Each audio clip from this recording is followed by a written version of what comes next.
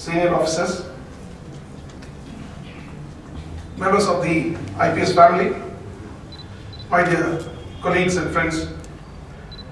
It was just about, I think, 45 days ago, we had a AGM, the annual general body meeting of the IPS Association. It was a kind of midnight AGM. And it was there that we decided collectively that we're going to meet more and more often. Not only to enhance our professional capabilities, but to have a kind of to foster and promote camaraderie among the cadre officers. And today we all have gathered here, though the number is very less, I should say, because of yesterday's incident. Most of the city officers are engaged in the investigation. The president of the association himself was busy with the investigation. So we couldn't have many of the senior officers here today. But still, this is one of our first endeavors in that regard of what we decided in the last AGM. And before I could start the proceedings of this evening, I would like to thank Shri Reddy, DGP, ISD, along with the President IPS Association, Shri Dayanand, who kept pushing us towards organizing this first event as early as possible, and also introducing to us a very distinguished speaker who is among us today. It is my proud privilege and honor today to be introducing a very distinguished business leader, a social entrepreneur, and an author who is among us today. Our guest today has had an illustrious career in the business world and has held various positions. To name a few, he has been the chairman of the Global Energy Alliance for People and Planet. He has been the founder of Global Alliance for Mass Entrepreneurship and currently serves on the board of the Rockefeller Foundation and Hitachi Limited. He has also served as the chairman of the Microsoft India, Bank of Baroda, Cummins India, and co-chairman of Infosys. He was also UNICEF's special representative for young people and innovation, a BTech from IIT Bombay, MS from Purdue University, and MBA from Harvard Business School, where he was a Baker Scholar. He has also authored quite a few books, bestsellers, to list a few. What the heck do I do with my life? How to flourish in our turbulent times. Another one, conquering the chaos, win in India, win everywhere. He has been voted as one of India's best management thinkers by Thinkers 50 and has also been Microsoft's Alumni Hero of 2020. Without further ado, I invite you all to join me in welcoming this visionary catalyst for change who is here to share among us his valuable insights this evening. I present before you Shri Ravi Venkatesan. Thank you, sir. I request Srinath Joshi to kindly hand over a small sampling welcoming the guest.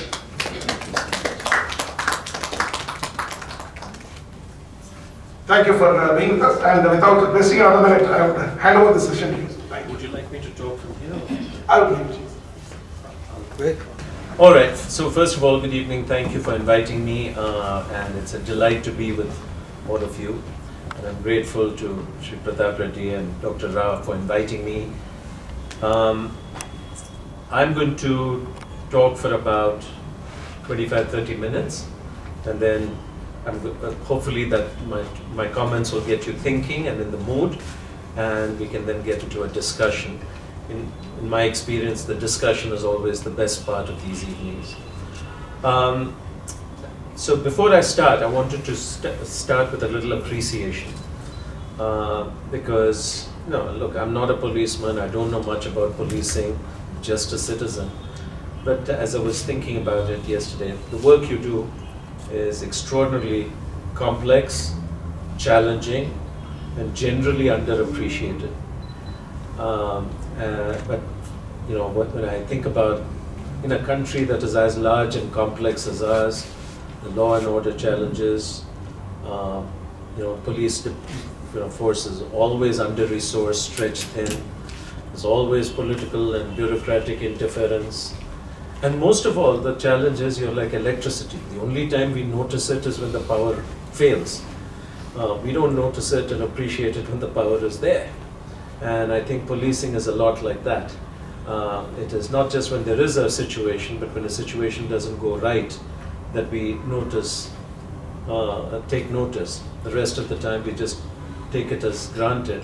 So I wanted to start off with a little bit of appreciation for the work you do. And so please give yourselves a round of applause, and also all the people who couldn't be here today because they're out there trying to keep the city safe. Much appreciated. So the title of the talk is Meeting the Leadership Challenges of the 21st Century. I'm going to talk briefly about that and certainly touch on it. But I want to actually have a much broader conversation about the way in which the world is changing, what the future holds, what it has in store for each of us, and how we might think about this and prepare ourselves for that. I'm speaking to you not in terms of senior officers of the police force, but as individuals, because I think that's what matters a lot. So most of us don't think much about the future because you're so busy with the present. So it's hard to actually find quiet time to think about what is the world going to look like 10 years from now, 50 years from now. It's a luxury. And even when we do think about it, we tend to assume the future is going to look sort of like today with some changes. And the reason for that is the human mind, the brain, is engineered only to think in linear terms. We are not able to think in exponential terms. But the challenge is the 21st century is witnessing exponential change. The world will change more in these 75 years than in all of human history, which is 10,000 years. And this is going to, it's incomprehensible for most people, including highly educated people like all of us here. And it is also going to be a very big adaptive challenge for us individually, for us as institutions, like the police organizations or businesses, and it is going to be a huge challenge for countries and societies. So I'll start there. And to help you imagine what the future is like, think about a cyclone. Okay? Cyclone in the Bay of Bengal. But now imagine there are 4 cyclones, and these are coming together. They're converging. So one cyclone is bad enough. If 4 or 5 of them actually end up converging in one place, you can imagine the kind of explosive energy that is released. And that's sort of where we are heading as human civilization today. So what are these big, it's called a perfect storm. Perfect storm is the convergence of multiple storms. So think about what these storms are. So one of them is certainly technology, because technology is reshaping everything in the world today. And in particular, there are 2 technologies which I think everybody should be concerned about. One now is, as you know, AI. And by now everybody is aware of generative AI. We're all started using ChatGPT or Google Gemini, Bard or whatever to some extent. But even the creators of AI, and I know many of them like who are in Microsoft or OpenAI, who are on the front lines of creating, cannot begin to imagine the ways in which AI is going to play out.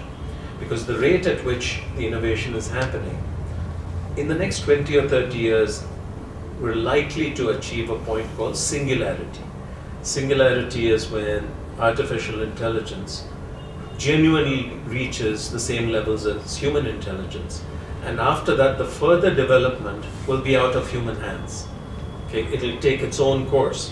The machines are not going to be listening to our instructions. And you can see that this is going to profoundly shape everything. Certainly it's going to reshape jobs and work. It's going to reshape how information is generated and disseminated. We're definitely going to move into a post-truth society, and it's going to have profound implications for democracy as we know it. The other huge technology, which is also quite important, is something called synthetic biology. And in synthetic biology, it is the ability to basically edit genes in the genome and reshape life itself. So basically, you're playing God. And both these technologies have profound, profound opportunity for good, but equally, in the wrong hands with the wrong intent, profound opportunities to do bad. And right now, unfortunately, the world doesn't know how to either manage or regulate this so that it's used for good. We did that with nuclear energy. Mostly we've been able to contain the bad because it's highly regulated. But in these two technologies, the genie is out of the bottle. So that's one storm. I would say a second storm is what I call the revenge of the planet. And of course it's about climate change, but it is about much, much more. What people generally don't realize is climate is only one of 9 planetary systems which work together to keep us safe. Another of these planetary systems is the freshwater system. Another one is the ozone layer. Another one is biodiversity. So like this, there are 9 planetary systems that work together to protect life on Earth, and most of all human life. And the really alarming thing is we have breached red levels on 7 out of the 9 planetary systems. And so we are now staring at the edge. And once it goes over the edge, we're in completely unknown territory. We don't know how these systems will interact. So that's going to be a very, very major challenge that's going to play out over the next 20, 30, 50 years. And when you talk about climate change itself, again, we all sort of assume it's going to happen, but it's going to play out somewhere else. We read about extreme weather events, and barring one flood in Bangalore, it's happening elsewhere. Or you'll read about the huge fires which are raging, it's somewhere else. The reality is there is now almost a 0 probability that we will be able to keep the temperature to within 1.5 degrees. Okay, most likely it's going to be 2.5, 2.7. And that is going to be utterly catastrophic. Okay, so think really extreme weather events. Think about the ocean currents, the big ones that are regulating the world's climate systems, either stalling, like the Gulf Stream, or else changing direction. You can definitely see sea levels rising very, very fast. What's going to happen to the monsoon and rain-fed agriculture, God alone knows. So all we can assume is that there will be huge human migrations. And guess what? Means law and order situations beyond, on a scale that we cannot imagine. So this is the second storm. I would say a third storm is extreme inequality. When you look at the world's development, there is not only great inequality between nations, there's great inequality within nations. So the latest, we're all celebrating India's newest GDP numbers for the last quarter. They look good, and we should be grateful, because in most of the world's countries, including Germany and UK, things are not looking very bright. However, India is actually 3 different stories. For the top 100 million, which includes all of us, life is good and getting better. For the next 300, 400 million, which we call the middle class, they're working hard to stay in the same place. By the way, middle class in India is a misnomer. The definition is monthly income of 25,000 plus. So a household income of 40,000, 50,000 is middle class, which includes therefore the Swiggy driver, your driver, our cook, they're all in the middle class. They work hard to stay in place and educate their children, hoping to come up. And then you have 700-800 million people who are living on 300 rupees or less per day. And unfortunately over there, the escalator to the middle class has slowed down or even stopped. So if you read the unemployment figures, these days of course, it's hard to know what number to believe. But youth unemployment for young people below 30, even the government numbers say that's about 40%. Okay, so mostly this group, 700-800 million people, are living on more and more subsidies from different state governments, central governments, but there's a limit to these subsidies. And people don't just want to eat rations, they actually want to progress. This is a great human need to want to advance, and the next generation should be better off than your generation. This mobility, if it's stalled, will create great discontent and again law and order issues, which we are beginning to see, and you are all actually on the front lines of. So I think inequality is a big issue. And the last one, which I would say, is society is becoming a post-truth society. You may have heard the words, but a post-truth society is where even the educated elite no longer care about facts and evidence. We buy into stories and narratives. Whatever feels good is what we buy into.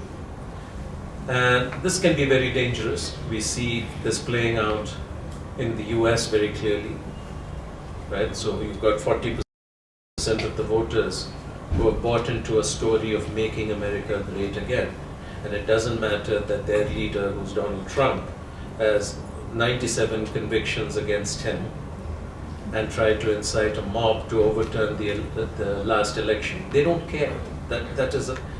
These are all irrelevant. The story is what they believe in. And you see this playing out in many other countries, and very much true, playing out in India as well. So as a result, social cohesion goes down. And why this is important is, just as we need to come together to tackle these big problems, we are divided. Okay? And this is happening in every country in the world and between countries. So overall, I know you're going to say, what a pessimistic evening. And I'm not a pessimist, I'm actually an optimist, but you won't believe it. But this is the reality. And what I wanted to do today, like I do in my book, is at least get you thinking about these issues and draw your own conclusions. But if you look at the evidence, it points strongly in these directions. So what I say is, look, let's stop sleepwalking our way to the future, because most of us are sleepwalking. Every day you get up, you go through your routine, you hope things will be fine. Maybe they will, maybe they won't. But hope is not a good strategy. Okay? I think it's much better to be aware, to be prepared, and that's what I wish more and more people to do. So the advice I give in my book is, look, start being intentional. Make decisions with awareness. What are these decisions? Simple things. Where do you live? I think that makes a profound difference. If you choose to live in a place rather than just where you were born, it is going to have great consequences for the opportunities that present themselves, your quality of life, your happiness. So for instance, I choose to live in Bangalore. I could live in many other places, not just in India, anywhere in the world. But this is the product of a choice. And I think if I chose to live in Delhi, life would be very different, or somewhere else. So this should not be an accident, but an intentional choice. Who do you spend time with? So one of the things I quote in my book is, the 5 people you spend the most time with profoundly determines everything. Your beliefs, what you believe in, the way you think, what you define as success depends on the 5 people who are you're closest to. So therefore you should choose who are these people, because so much of our life is actually quietly determined by these people. Okay? Another one is, who do you look up to and respect and follow and admire? Again, we are living in a very dangerous time where there's so many false prophets. Okay, post-truth society. So you should think about who you really look up to and follow, and make sure that that's true. Or like the Pied Piper, you can go in a different direction. If most of the information you're getting is from WhatsApp forwards and Instagram, I think you have a real problem. So I say, be intentional about where you get your information and use some critical judgment in what you believe, and so on and so forth. So intentionality is a very central idea. In the time I have left, I'm going to talk about just 3 ideas, and then we'll open it up for discussion. I see a nice mix over here of older people, probably closer to my age, which is 60, and then younger people. But it doesn't matter whether you're old or young. One of the things that's changed profoundly is the nature of work. You know, for my parents' generation, for some of my lucky few in my generation, we were lucky to have a job, and a good job. And life was like entering a tunnel. You join the police force, and you come out of the tunnel 40 years later into a decent retirement. Okay? We won the lottery. But these stable jobs leading to stable careers are an artifact of the last century. They are going to be relevant for a vanishingly few number of people in this century. There's no such thing as a stable job and a stable career. Why do I say this? For a few reasons. One is, you think even about the best managed companies, the kind of companies I was lucky to work with, Microsoft, Infosys, whatever. They're all going through a difficult time. Okay? And so what do? First of all, they keep the permanent employee base quite small. And they use a lot of vendors, suppliers, subcontractors, consultants, gig workers. If you look at Amazon, for instance, there are way more gig workers operating in the warehouses and delivering the parcels than there are permanent employees who are actually running the business. And so you have fewer and fewer jobs. And of course, as we educate more and more people, you have more and more people competing for those jobs. So that's one phenomenon that's going on. Second is, you can be a high-performing employee in the best company, and something happens and your job goes away.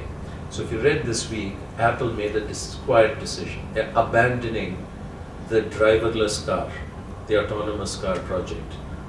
So you can be a top engineer, okay, working in Apple, $3 trillion company, and like musical chairs, the music stops, sorry, you don't have a chair.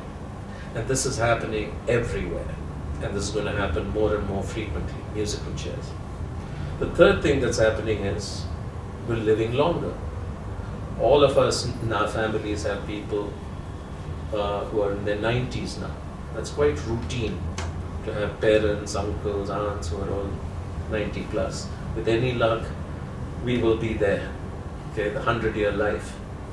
That's good news, but it's also a little difficult because, you know, even if you retire at 60, what am I supposed to do? You don't want to just sit around for the next 30 years. So people want to be engaged, active, productive till you're 75 or 80.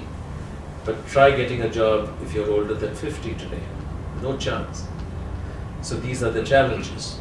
Okay, you need to figure out what to do on your own. And the final thing I would say, particularly in the police force, is we'll all encounter at some point in our professional life a situation which is against our values. Okay, we don't want to do what we are expected to do. And you need to have at that moment the ability to walk away, the freedom to walk away. You shouldn't feel constrained, handicapped, handcuffed, and doing something that is against your own values and ethics. And so, again, I think it is important that we all have that freedom. So my advice very strongly to everybody is stop thinking about jobs and careers. Think in terms of standing on your own feet, self-employment, for a few people starting your own entrepreneurial venture, whatever it is. Because every one of us, including every one of you, is going to have to meet this moment at some point. It may be at 60, it may be sooner. And the point is, actually it's less risky than being in a job where somebody else has the remote control. Okay? And so I talk a lot about how to build a portfolio life where you focus on what you're good at, what you enjoy, and how do you get paid for it. Okay? And so we can do that in the Q&A part to say, how do you actually discover that and get to such a place? So when I look at my life, I've carefully arranged it over 10 years where I do 4 or 5 things. Only one thing actually pays money. The other things I do for joy and satisfaction, or learning or something else. So this is one big shift in the world of work. The second question is, what skills do I need to have in an AI first world? Okay. So you take every profession today, probably not policing, and increasingly machines can do the job better than many human beings. So if you're a chartered accountant, if you're a lawyer, if you're a radiologist looking at X-rays and MRIs, already an AI application can do better than 90% of human beings. Okay? Can't do it better than all, but at 90%. So the question becomes, what skills do I need to have so I stay relevant? And it's a really good question. May not be for you, but certainly for your kids. Okay, what advice do I give them? So I've actually devoted 2 chapters in my book to this because I think it's very important. What skills should you develop that 50 years from now may still be relevant and valuable? And I zoom in on 4 of these super skills, if you would.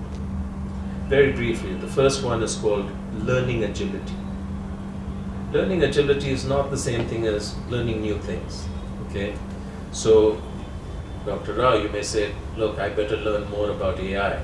So let me go to Stanford or online and take a course. That's not learning agility. That's good. It's useful. Learning agility is when you're confronted with a situation that you've never experienced. Do you get quickly overwhelmed, or do you have some mental toughness and strength to learn to adapt and eventually thrive in that situation? So if you remember COVID, this is something none of us in the world had ever experienced, that and the lockdown. Some people fell apart. There were a lot of mental health issues, depression, and so forth.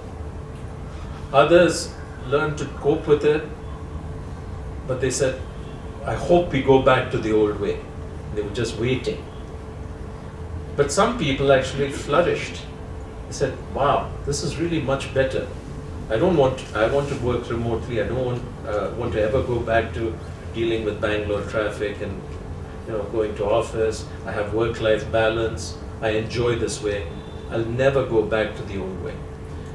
That is learning agility. Okay, this ability to thrive in new situations. Fortunately, cops have learning agility because from day one, I think you're confronted with new situations that you've never dealt with before. The first time you had to deal with a mob or a criminal or whatever. And so by the time you're 10 years into service, this muscle has developed pretty well. But for people in the private sector, they're clueless. You take them out of their narrow comfort zone and they fall apart. So this is much more a private sector type of challenge. The second critical skill is an entrepreneurial mindset. So look, not everybody wants to be an entrepreneur or will be an entrepreneur. But in the 21st century, every single person needs to have an entrepreneur-like mindset. Why? So if you think about any entrepreneur, not necessarily a super successful one, they have a few common qualities. First is, they love problems because they see an opportunity in every problem. The example I give is one of Bhavesh Agarwal of Ola. So all of us were frustrated with taxis and finding an auto rickshaw, unless you were a police officer. But the rest of us citizens, it was always a frustrating experience. But nobody did anything about it. But this young engineer decides to use technology to create a ride-sharing or ride-hailing app and made a lot of money out of it. So the ability to see a problem and convert it into an opportunity is a very entrepreneurial quality. The second one is resourcefulness. Every entrepreneur starts off with no money in the pocket. The most famous example being Narayan Murthy, who borrowed 10,000 from Sudha Murthy, Okay, but all entrepreneurs start with empty pockets and only an idea. And they have to sell that idea to the first employee, to the first customer, to the first investor. This resourcefulness is a very important quality. A third one is problem solving. The only thing you're guaranteed if you start a business or any enterprise is every day there are going to be new problems. And you can't get crushed by it, you have to enjoy solving problems. And the last one is tenacity. No matter how difficult it gets, you keep going and going, and you look at Byju's today. You know, any ordinary person would have given up, but he's still out there batting. Okay, and that's an entrepreneurial quality. And these are going to be required in every one of us because the challenges are going to be that way. And the beautiful thing is, these can be learned by every one of us. These are not, you're not born with them. This is like any muscle you develop. So my organization runs the largest entrepreneurial curriculum in schools in the world. We started out in 1,000 Delhi government schools. And you can imagine, this is the lowest socioeconomic group. And today, 4 million children in 10 states learn our program from 9 to 12 standard with fantastic results. And so, I would say, even in the police, and as part of the training, we need to think about how to give this entrepreneurial mindset. It is as relevant here as it is in any other field. The third big super skill is people skills.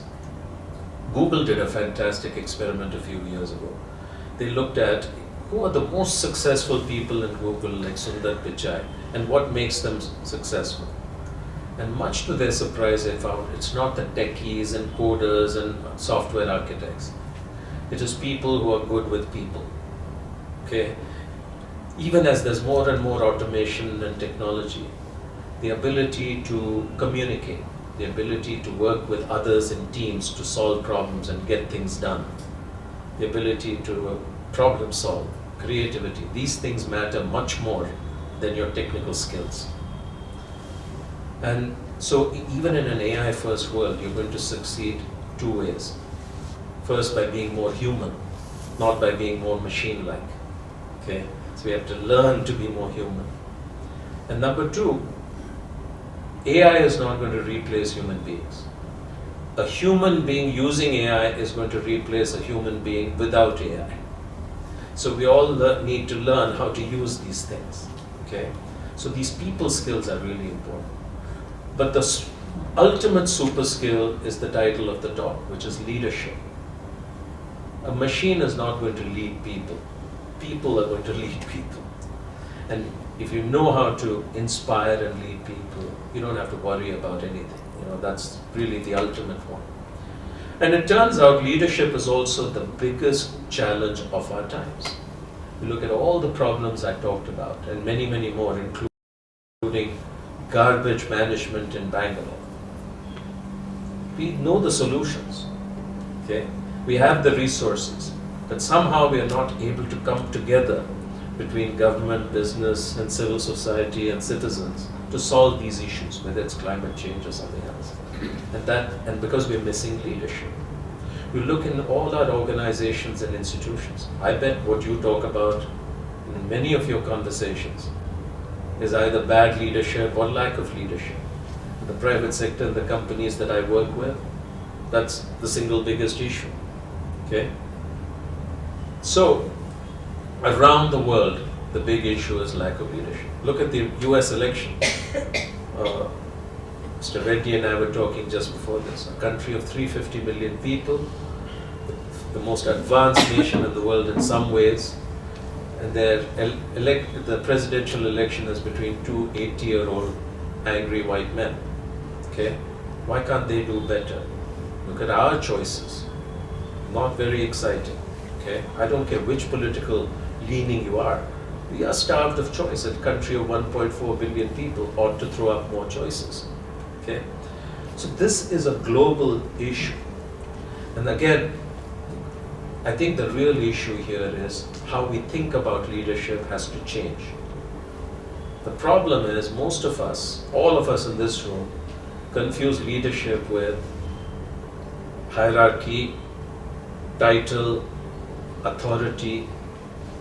So if somebody is DGP, IGP, we talk of them as a leader. Whether they act like a leader or not is a different issue. Actually, a constable might be acting like a leader much more. Okay? So we have to switch this mindset to understanding that leadership is not title and authority and formal power. It is a behavior. And the world is going to be saved not by great people doing great things, but ordinary people, including all of us, stepping up to the challenge and being, as Gandhiji said, part of the change that we wish to see in the world. So in my talks, in my book, I give lots of examples of really ordinary people doing extraordinary things. So I live in Koramangala first block. One of my neighbors is a lady called Shri Balaram. Okay? And she got frustrated with the garbage situation there 7-8 years ago. And she decided, I'm going to do something about it, and started rallying us to segregate wet waste and dry waste and composting. Then she worked with BBMP. And it's one of the best places in the city. Okay? Then she starts saying, well, that Koramangala first block is done. Check. What do I do next? She leads an effort to clean up Madiwala Market. If you go see Madiwala Market, it's just unrecognizable. Now she's trying to create a 7-star ward, 7-star under Swachh Bharat in Yelahanka. Who gave her any authority or a mandate? Nothing. Okay? She just decides this was bothering her, she's going to do something about it, and suddenly a lot of us follow. For 5 years I was UNICEF's global head for youth programming, something called Generation Unlimited. And we reached out so far to 200 million young people all over the world and taught them how to be leaders. And these are again people from the lowest socio-economic backgrounds. Some, Dalit person in northern India, it doesn't get much tougher. And we get them to think about leadership. And you don't go talking about leadership. How do we do it? Some youth volunteer will go to a school and start talking to the kids. He'll say, what bothers you? He'll say, what bothers me is the school toilet hasn't worked for 2 years and I'm tired of complaining, nobody does anything. So, okay, why did you fix it? Like shocked, how can I fix it? Go get real. Then next day you say, look, come back with 3 more friends who are also frustrated. And then you help them fix the toilet. Suddenly, things change. They realize, I'm not a victim. I don't have to wait for somebody to go fix problems. I'm also capable of fixing small problems. And oh, by the way, when I decided to do something, 4 other people joined hands. They were waiting for leadership. And now you give them a bigger challenge. That's how we have trained 200 million young people all over the world, including many, many, many in India, but I think about 30-40 million are in India, to recognize that they are also capable of leadership. And this, I think, is a huge part of what we need to do in your service. This is what I do in the companies that I'm involved in. There's a whole technique to doing this. So I know I'm running out of time. How many minutes? The last thing I want to tell you is this. The most central question in life is just this. Why am I here?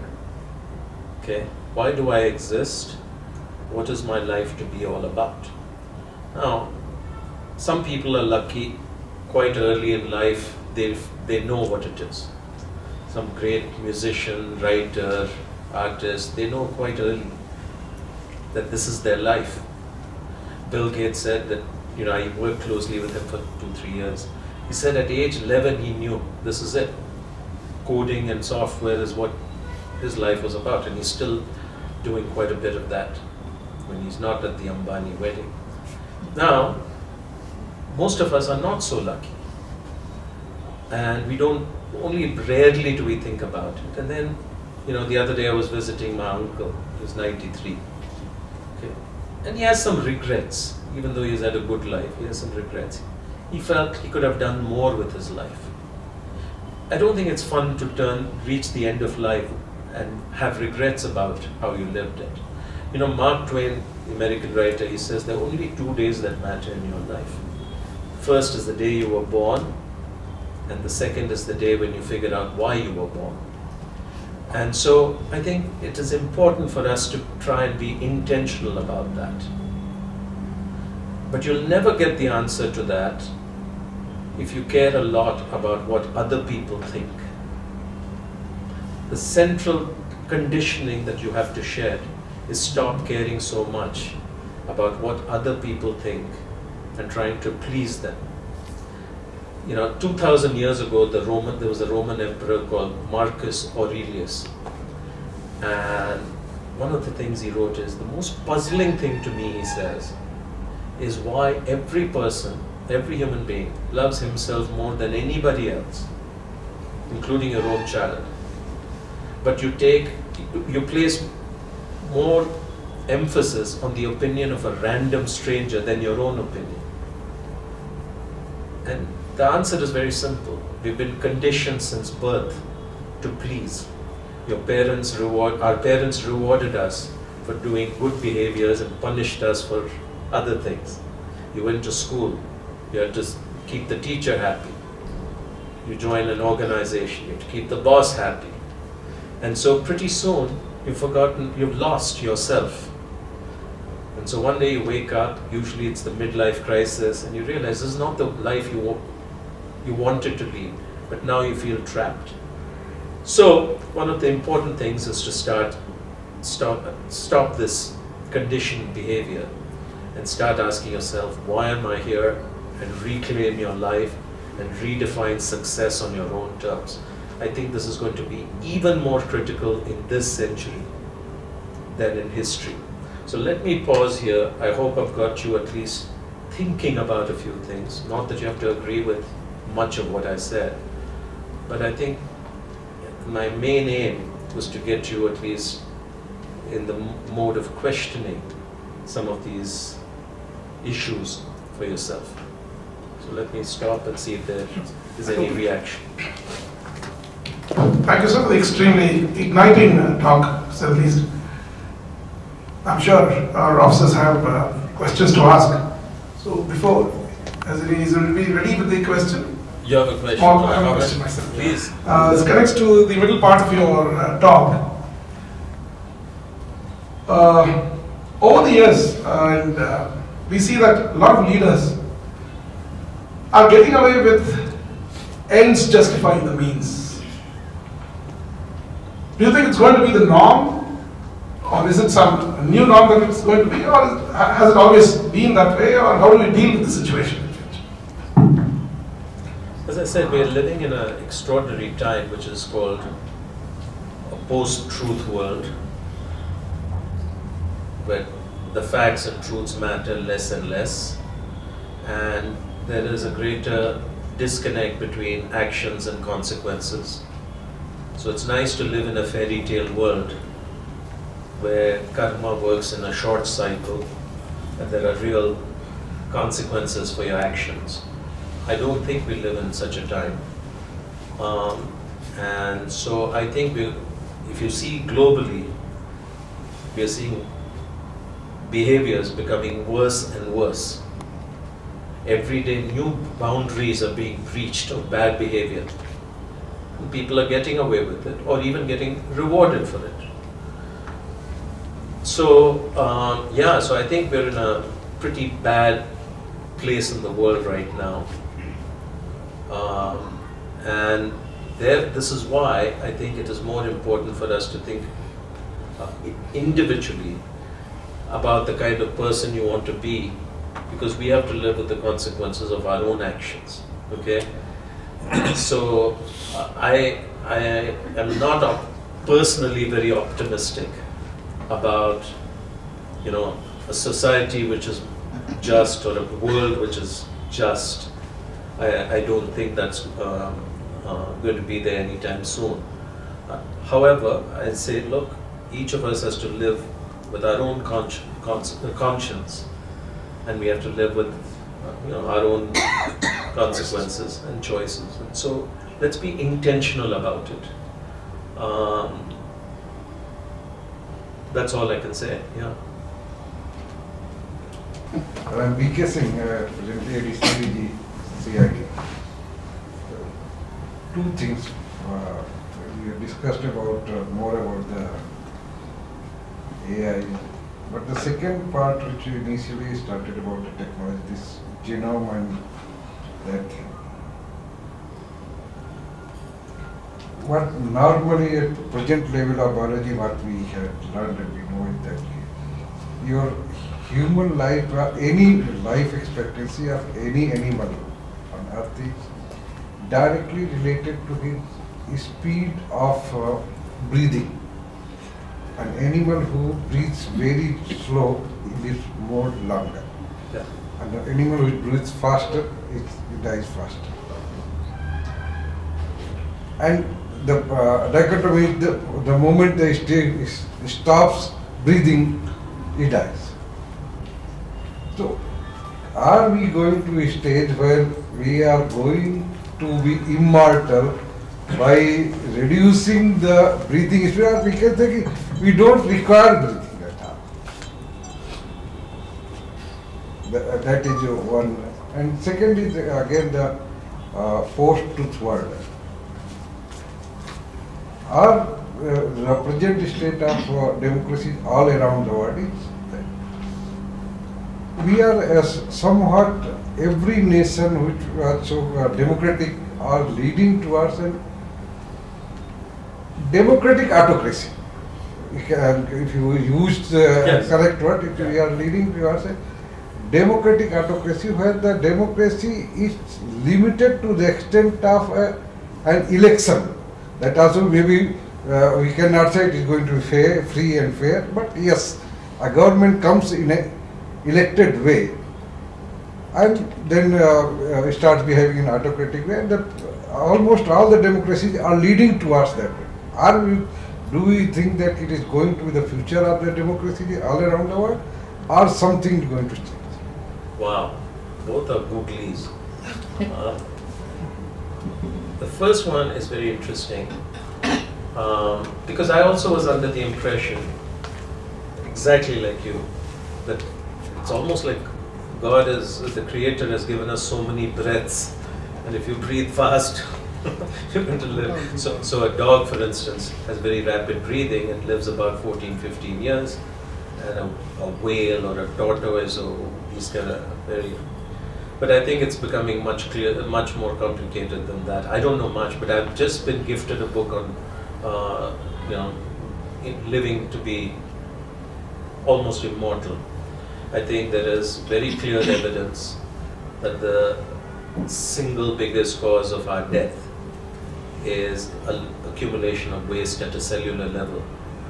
And if you can in some way sort of reduce that, you're a doctor. You will extend your life. A very easy way to do that is eat less. So extreme calorific restriction or intermittent fasting, all these things are showing signs of extending life. You can also now, increasingly the billionaires in the world, in America in particular, don't want to die. And so they're investing heavily in research to be immortal. I think there is high confidence that we will, with the right supplements and treatments, you can live up to 150 now. But this is completely out of my expertise range.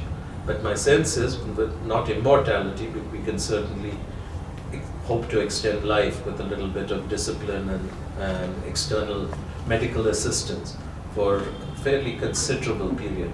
So already without much effort, 100-year life is within reach.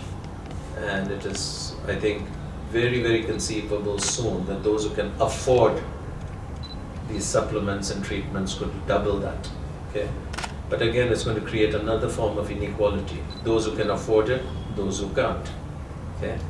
The genomics can also say you can engineer your child to have certain qualities, greater strength, greater intelligence. Okay, again, it'll increase the divide between those who can afford to have their children engineered for certain characteristics. It's a terrifying world if you think about it. Okay? But anyway, out of my expertise zone. The second one is absolutely true, that around the world there is a tendency towards elected autocracies.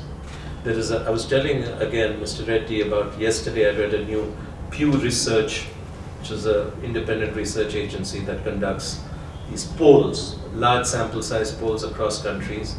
They surveyed citizens in 8 countries, including India, Mexico, Brazil, United States, all the countries which are going to go into elections, big elections this year.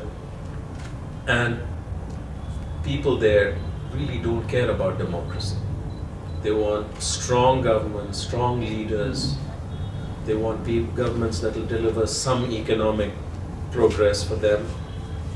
And that's all that matters, okay?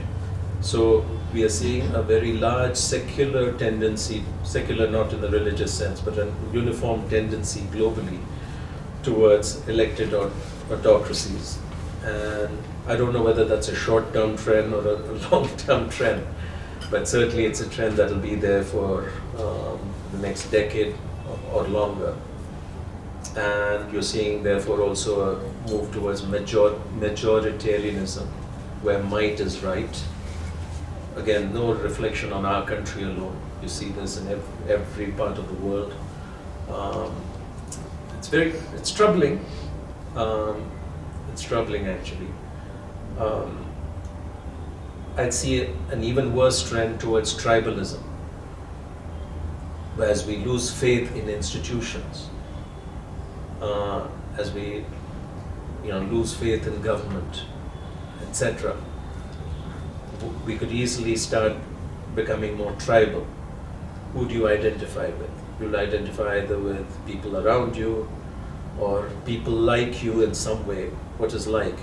In my case, it might be highly educated, English-speaking people everywhere in the world. For somebody else, it's defined around caste or community or religion, whatever. You'll find some affinity group. And so you could break down into a much more tribal situation. We don't know. I'm not competent enough to answer it, but these are all very troubling trends. Generally speaking, it is the conclusion of people I respect, that the world could be slowly entering a new dark age. If you remember, Europe entered a dark ages after the fall of Rome around 475 AD, and it did not emerge for 1,000 years when the Renaissance brought them out of that dark age. So for 1,000 years, the rest of the world was fine. China was fine, India was doing fine. The Middle East saw the Arab Empire was very successful. But Europe was in a 1,000-year dark age. There's a high risk that globally we could be slipping into a new dark age. For how long that lasts, we don't know. But interesting times, very interesting times. Thank you for asking. Ravi, from this intervention, whatever you said, the tribalism and the issues which concern us, I think the challenge for all these youngsters, in 2 months I'm out of it, I don't have to manage that, but the leadership of the police is to navigate these challenging times. These are the kinds of things that they have to ensure that some of these youngsters who are here would be there for the next 25, 30 years, leading the police and trying to do that. What are those skill sets, particularly when you are the custodian where the competing interests keep working in the society, and you are the common thread that is supposed to uphold and showcase it and ensure that there is a sense of balance. And I think that is one big challenge which, as police leaders and leadership here, has to cope with. And how do they build trust in these circumstances? That's a brilliant question, and I wish I were competent to answer it. But I do try and answer it for all individuals. But I think it's when you have as important a responsibility as you all have as police officers, it becomes even more. As the world around us is becoming more turbulent and crazy, you have to have a strong inner compass to navigate. Okay? So this is really, really important. So you have to be, each of us has to be grounded in our own values, strongly held values and beliefs about what is right and what is wrong. Because if you don't have that, you could end up anywhere. Because all around you, you're not necessarily getting good leadership. Okay? So you have to actually look for that, have that inner compass or GPS, if you will. That is central. You have to develop. So I've written a lot about the inner game of leadership versus the outer game of leadership.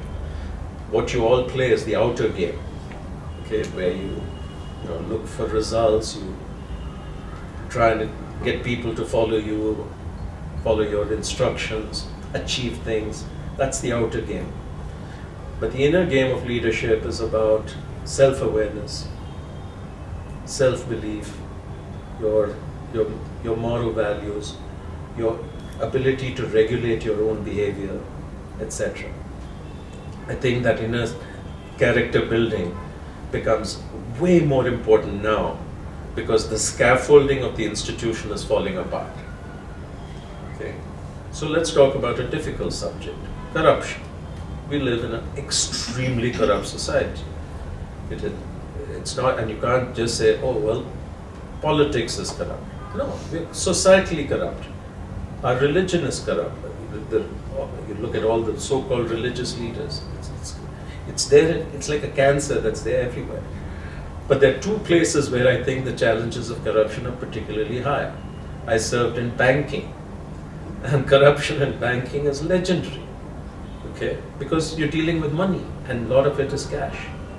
I think the policing is another area where temptation is very, very close to the surface. And to your question, there are no consequences. Okay? So you have to develop that inner compass and decide what sort of a person you want to be. And if you don't do it, so be it. So the most important thing I would say to the younger officers who are coming up is to pay attention to that inner game. Because otherwise you're going to be like a piece of driftwood. You don't know, you're just being carried along by the river and you don't know where you'll end up. Usually it's in a dark place, okay? Usually you're in a dark place. I'm giving useless answers because these questions are so good, they're very deep, okay? And they defy glib, easy answers. We have to figure it out for ourselves. You know, one of the interesting things, I'm very fascinated by Nazi Germany. Not recently, long time. It just, for whatever reason, had a great fascination. So one of my favorite books, by the way, I hope all of you are in the reading habit. If not, particularly younger officers, find the time to read. It's going to serve you well. So this book is called Hitler's Willing Executioners, and it was written by somebody I got to know in the 90s. And he looks at a very interesting question. Why did so many ordinary, decent Germans follow Hitler and do the unbelievably bad things they did? So he goes and looks at them. They're perfectly fine human beings. They're a devoted father, devoted husband. Then they go to work in the morning, kill 10,000 Jews, come home, have a shower, and then say their prayers, go to church. How do they manage this extreme contradiction? Then he says, also, by the way, he found most of them were willing. They were not unwilling. Okay, fascinating. So, by the way, those few, very small, 1% who refused to do these things, there were no consequences. It's not like they were shot, executed, punished. If you say, I didn't want to do it, strangely, there were no great consequences. So they were willing, okay? And that's the puzzling moral dilemma that he examines. And I think there's some beautiful lessons for all of us. When you're put in circumstances, the importance of making your own choice is very, very, very fascinating. And why don't more people choose? And the answer is they're either lazy or they're opportunists, and more are opportunists. But human behavior is actually, human nature, not behavior, is profoundly disturbing if you read about it. And there's nothing new. Everything that we are going through has happened before. So history is a beautiful teacher. We should spend more time learning. Only the senior officers are asking. Good, thank heavens. So my name is Deepan sir. I'm right now the commandant plus battalion case. So the thing is, my question is, where do you see the bureaucracy headed? Because now you see there's so much change which is happening. Because in recent times, the public as well as many of the institutions are not just influenced by the surrounding, but they are trying to compete in the global level. Today, even if you see on the road today, the expectation of the citizen is not just limited to Bangalore city. He expects, because he's traveled outside, he sees, he's exposed to outside news. He expects a similar kind of policing or be it any kind of services the government is providing. So where do you think the bureaucracy would be in the next 10 years? Would it remain the same? Or would there be a change or the resistance which will be within the system and outside also? The answer is very simple. It depends on you.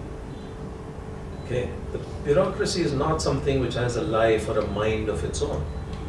It is the sigma of a lot of individuals and individual leaders. So if there are more competent officers who show good leadership, it's going to head in a good direction. And the opposite is equally possible. That's why I say, look, none of us has that much influence over where is India headed, where is the institution headed. What we have a lot of influence is your choices. Okay, you can be the change in your battalion and make sure that is a high-performing unit. Okay, that's all you can do. And if enough of other people operate similarly, and somehow magically you all connect into a network, the entire institution will get transformed. Okay, that's all you can do. I don't know if the more senior leaders over here would agree or not, but I don't know of any other thing. I worked in large companies, big global companies, Microsoft, Cummins, whatnot. And I started out like you from the front ranks. And many of them were not always well-run places. All I did was put my head down and created excellence in my unit. Gradually I got promoted. Gradually I formed networks with other similar-minded leaders. We came up as a cohort. Things did well. So I think where the world ends up, where your Karnataka police ends up, is very much dependent on a lot of you. And you can only control how you lead. As I said in the beginning, leadership is not about big people doing great things. Change rarely comes from the top. Okay? Change is going to come from ordinary people doing extraordinary things. Thank you.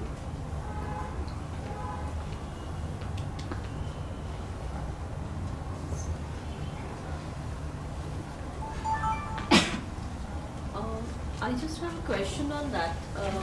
It's about I heard that you have some work on the gender and leadership. So I would like to ask about the glass ceiling effect. So why still America is not having a woman president, or if you look at our country, be it a political sphere, be it bureaucracy or in the corporate, you can see that glass ceiling is very predominant.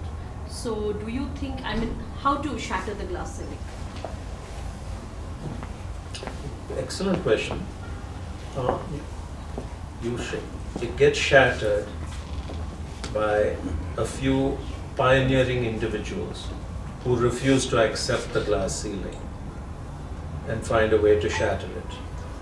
And once one person shatters it, then other people are able to emulate it. It always takes one, the first person, to do it, right? So very, very interesting. My wife worked for 23 years in a Japanese company. Japanese companies, even today, are the most misogynistic. Okay, and she grew to be, for 17 years. She was the CEO of Fanuc India here in Electronic City, and she was the most senior woman in the whole Japanese company, reporting to the founder.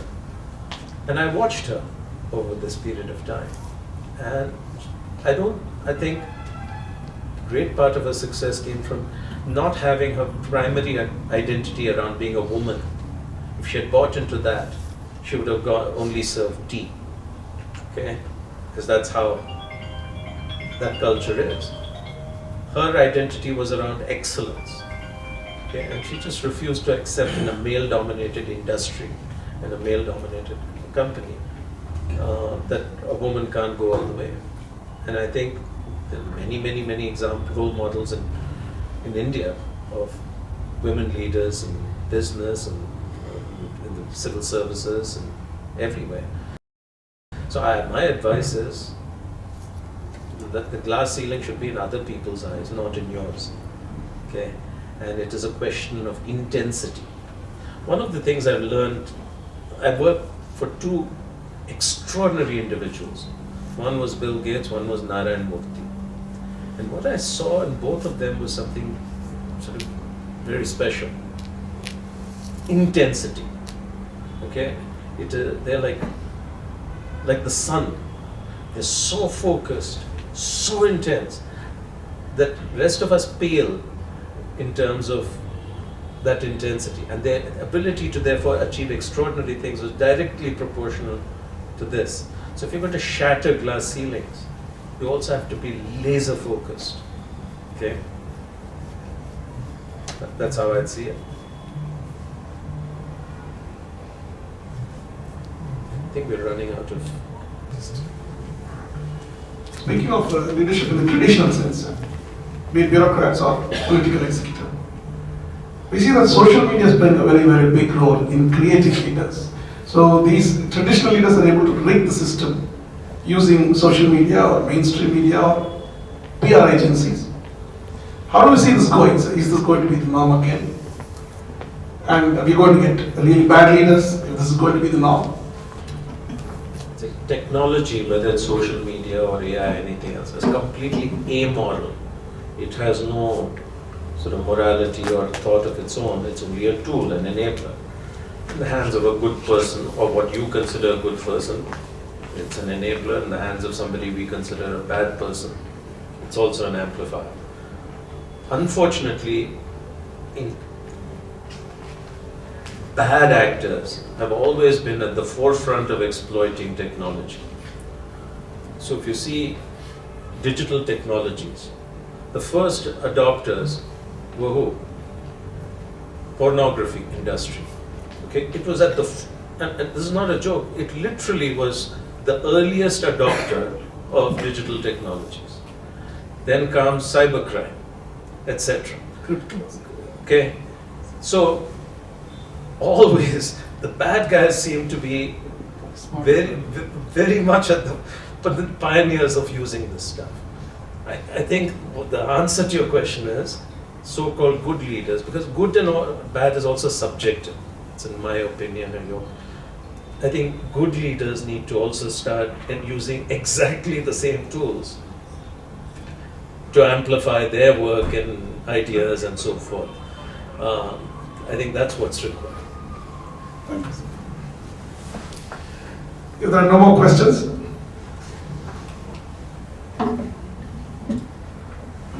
it's been an enlightening session, sir. very inspiring. Thank you so much, and taking your time to be here. Thank you for Despite extending the invitation. the schedules, you've been traveling in and out of the country, and some of you, we were able to get you today here. Thank you.